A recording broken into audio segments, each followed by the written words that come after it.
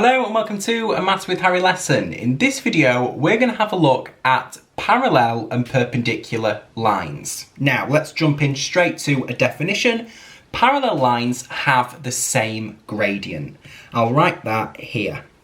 Parallel lines have the same gradient, and we know what the gradient is now in terms of the graph. It's the steepness of the straight line, and we also know that in the form y equals mx plus c, the gradient is m. Okay, it's the number outside, or the number in front of x. Okay, right, let's jump in and have a look at an example. And it says a line is parallel to the line with this equation. In the last video, we had a look at this form of a straight line. It's the integer form of a straight line. Okay, we've got 6x plus 3y minus 2 is 0, and it's parallel to that line, and it passes through the points 0, 3. We want to work out the equation of the line. So in other words, work out the equation of this line that's parallel to this one and that passes through this point. So what we're going to do is, well, first of all, we need to work out the gradient of the parallel line. Now, I just said parallel lines have the same gradient. So because the line is parallel to this line, it's going to have the same gradient as this line. To work out the gradient of this line, I'm going to get it in the form y equals mx plus c. So 6x plus 3y minus 2 is 0. And I'll put a little arrow to say it's the same as this. We can get it in the form y equals. So it's going to be y equals minus 6x plus 2 all over 3. I think we've minus the 6x, we've added the 2, and we've divided by 3. And that is then y equals minus 2x plus 2/3. Okay, let's just check that is correct.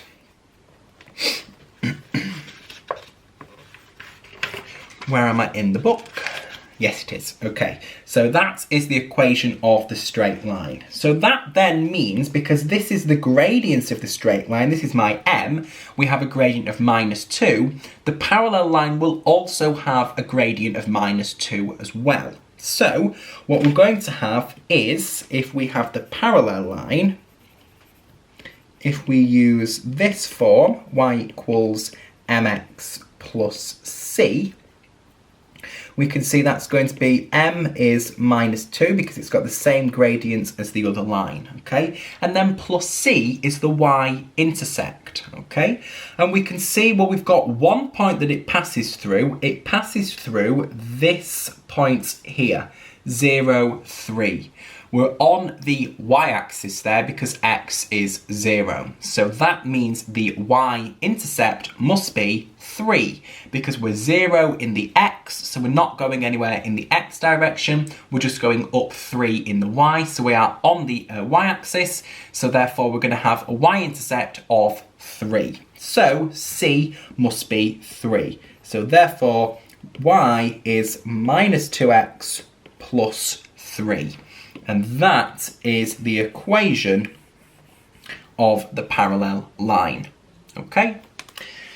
Alright, let's have a look at perpendicular lines. I've got two things really to say about perpendicular lines, and the first thing is about the gradient. If a line has gradient m, okay, then a line perpendicular to that line with gradient m, that has a gradient of minus 1 over m.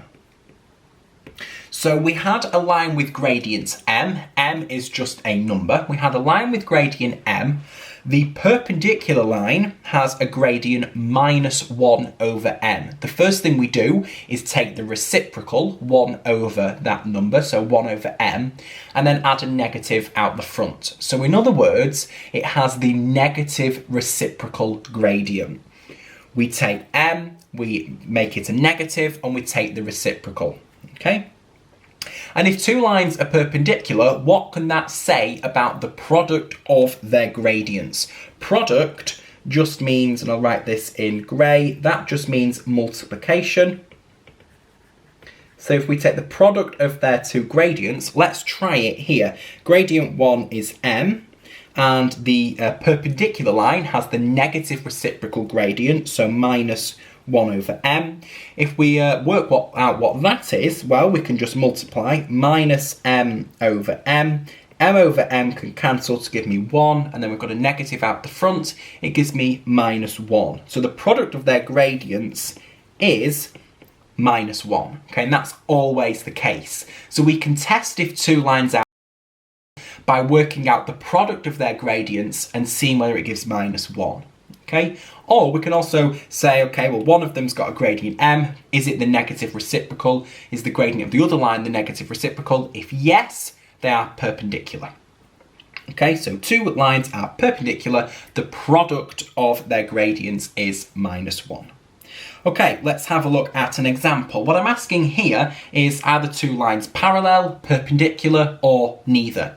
They can't be both, because if we think about what parallel lines look like, they have the same gradient. So they look like that, okay? They never get closer or never get further away, and they never touch. So they also can't be perpendicular at the same time, because perpendicular lines look like that, okay? Maybe a little bit straighter actually. They're at right angles to each other. So clearly something cannot be parallel and perpendicular at the same time. So these lines are either parallel, they're perpendicular, or they're neither. If they're neither, they might be something like that, or there might be something like that. Okay, they're clearly crossing each other, they're not parallel, but they're also not perpendicular because they're not meeting at right angles.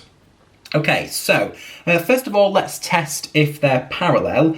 And to do that, well, we're actually going to do both tests in one, really. Because what we're going to do is we're just going to get them in the form y equals mx plus c. Okay?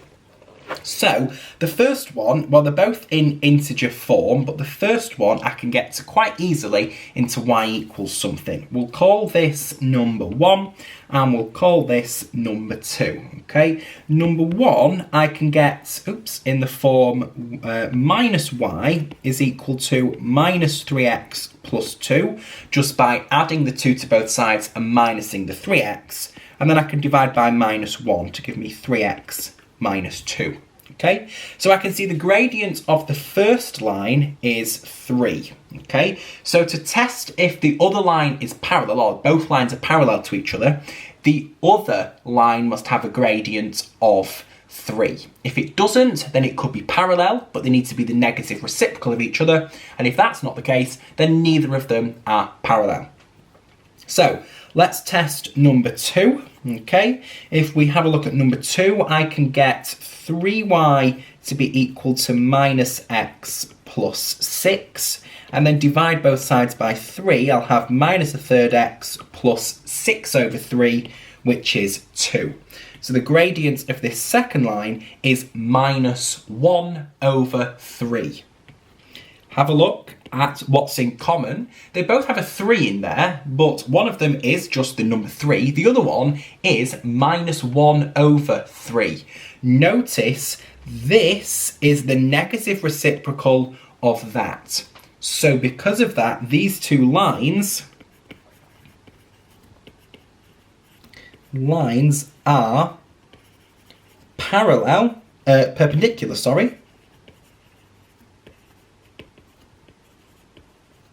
Because the gradients, it's always good to give a reasoning, the gradients are the negative reciprocal of each other. Okay? So there's a little bit of reasoning. In an exam, if you were maybe asked to do this, then that's your reasoning, okay? They're negative reciprocals of each other, so they must be parallel. Perpendicular. Got there.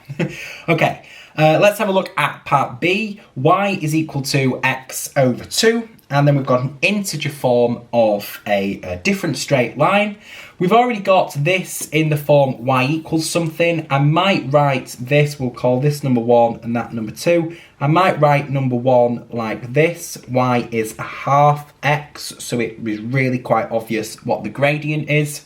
Looking at number 2, I can get y being equal to something quite easily, actually, which I didn't notice on this side here. I can just add y to both sides. I can get y is 2x plus 4, okay?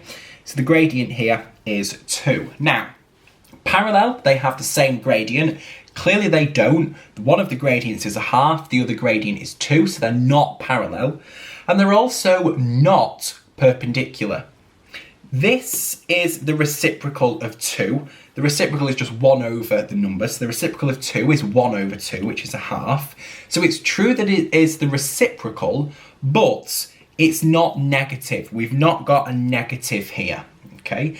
And for it to be a negative, it has to be perpendicular, okay? It's not a negative here. It's not the negative reciprocal, so it cannot be perpendicular. So here, we can just write neither. Okay, because they've not got the same gradient, or the gradients, the gradients are not negative reciprocals of each other.